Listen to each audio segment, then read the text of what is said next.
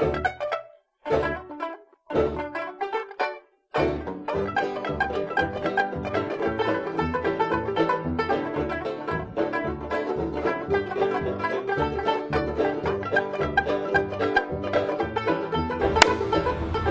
D, Season 4, Episode 6 of Chiros and Cars Getting Coffee with Dr. Tim Young, who crushed it last night, dude. I knew you would, though. And my brother, who was very critical, my brother Matt, was he was stoked with the show last night. Good. So, yeah, I mean, you just got back to just what chiropractic should be. Is super simple. That's all I know. Yeah, that's all I know. If it's any more than that, I'm in trouble. Yeah, I like that, dude. And it hit me in the chest too, so that's good. So you ready to go get some coffee? Let's do that. All right. I think we need some caffeine, don't you? I like caffeine. You like caffeine? I like caffeine. It's my favorite. One of my favorites.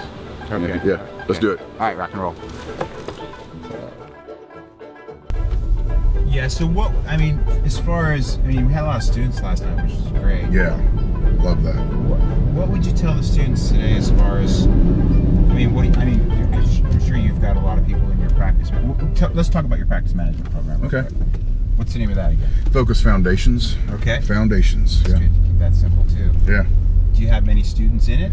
No, you know what? Actually, I don't have any students in it right now, and I'll tell you why. What happens is the students,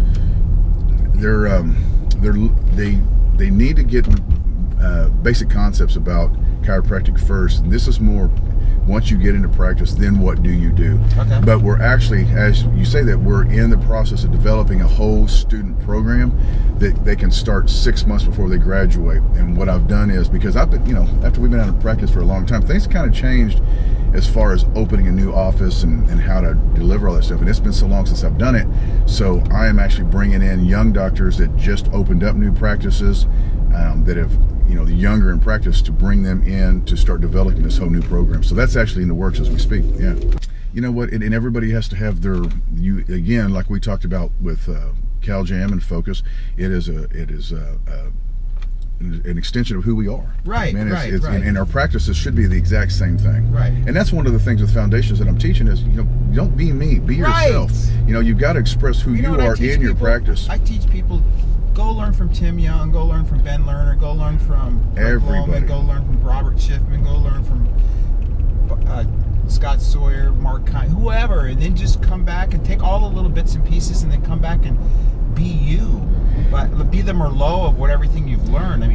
I think you got to, with that being, you're absolutely right. And we were talking about this earlier, you want to find someone that, look for a practice that find a practice that you would love to have. And then do that.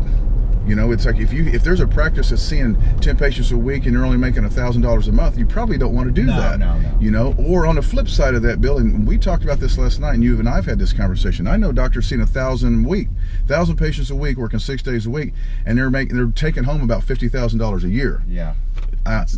Who wants to do that? No.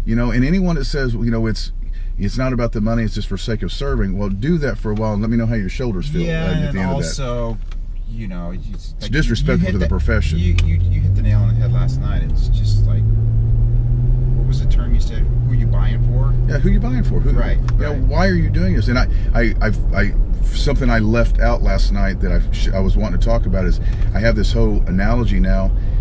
Is, when you look at service, look at McDonald's. Who serves more people in that industry than McDonald's? Probably nobody. Right. But they're serving people with a $2.99 Happy Meal. Right. Or you got these Michelin 3-star restaurants around the world that it takes 6 months to actually get in, and they can charge you whatever they want to, and they're going to get it. But the service and the value that they provide. So what kind of practice do you want? Do you want the McDonald's $2.99 practice, or do you want the Michelin 3-star lined up?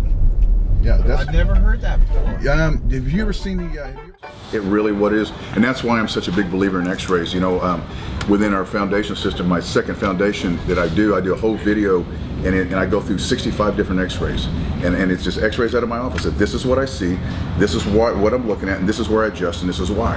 I've got doctors who've been in practice 30 years watching it, calling me going, no one ever taught us that. Yeah. My practice has jumped 50% just by knowing where to adjust. And when you look at the spine and you see the areas of stress, well, what causes stress in the area of the spine? Lack of motion. What's our job? Restore motion. I don't care what any of these guys say, they want to talk about, restoring, putting bones back in place. No, we don't. No, we don't.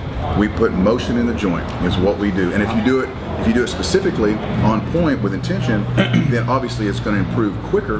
But that's what we do. And I think that's what happens is when chiropractors think that they're the ones healing, that's when you get in trouble.